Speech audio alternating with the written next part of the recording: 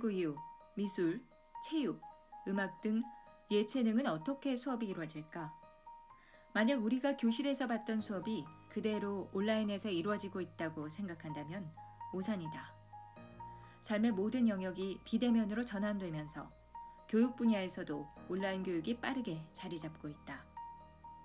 직접 대면하지 않고는 수업이 힘들 듯한 예체능 수업도 마찬가지다. 중요한 것은 온라인 교육으로의 변화는 교육이 이루어지는 미디어, 즉 매체만 오프라인에서 온라인으로 바꿔놓은 것이 아니라 교육의 목표와 내용까지 바꿔놓고 있다는 사실이다. 2020년 팬데믹 이후 온라인 교육이라는 갑작스러운 변화에 학생들은 많은 어려움을 겪어야 했다. 하지만 학생들 못지않게 많은 어려움을 겪고 있는 사람들이 있다. 바로 교육을 담당하는 선생님들이다. 교사들은 온라인 수업 이후 많은 문제를 직면하고 있다.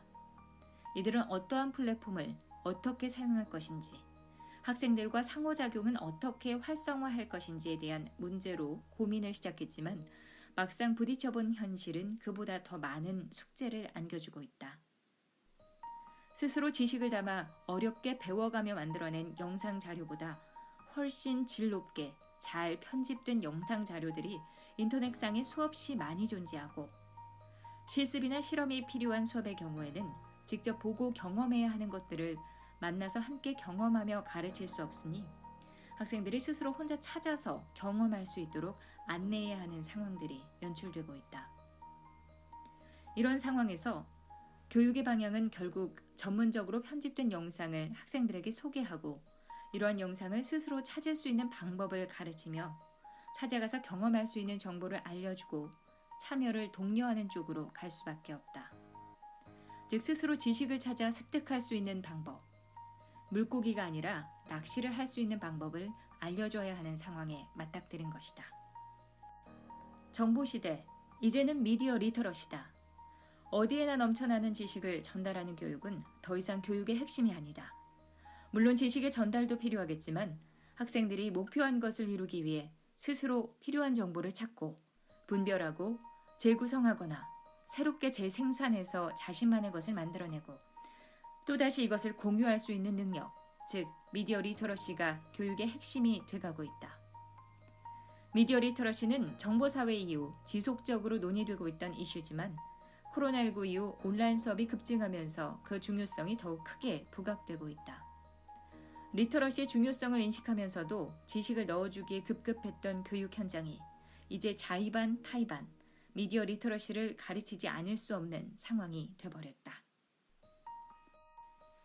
온라인 수업에 대한 경험치가 조금씩 쌓이면서 미디어 리터러시를 위한 교사들의 모임이 생겨나고 더 나은 온라인 교육을 위한 다양한 논의들이 이루어지고 있다. 여러 논의들 가운데 교육의 목표를 어떻게 설정하고 이에 맞춰 컨텐츠는 어떤 방향으로 생성할 것인가에 대한 방향성을 살펴보면 결국 방법이다. 스스로 공부할 수 있는 방법을 알려줄 수 있어야 온라인 교육은 성과를 낼 수 있다. 온라인 교육의 노하우를 찾아낸 교사들이 방법을 소개하는 책을 내기도 한다. 가령 미술 경험치를 쌓는 중입니다는 미술을 접하기 힘든 상황에서 온라인을 통해 어떻게 미술을 가까이 할 수 있는지에 대한 소개가 놀라울 정도로 다양하고 구체적으로 소개돼 있다. 우리와 다른 시기를 살다간 유명 화가가 이 시대에 태어났다면, 그가 SNS를 했다면 분명 SNS의 셀러브리티가 됐을 것이라는 상상과 함께 시작하고 있는 이 책은 미술을 접할 수 있는 영화나 연극, 만화 등 다양한 컨텐츠를 소개하는 것은 물론 미술책 고르는 법, 미술 취향을 기르는 법, 미술일기의 유용성, 디지털 드로잉하기 좋은 앱 소개, 주요 전시를 검색하고 추천받는 법, 도슨트 교육정보, 구글 아트 프로젝트 등 미술을 생활 속에 가까이 할 수 있는 수많은 방법과 경험을 담고 있다.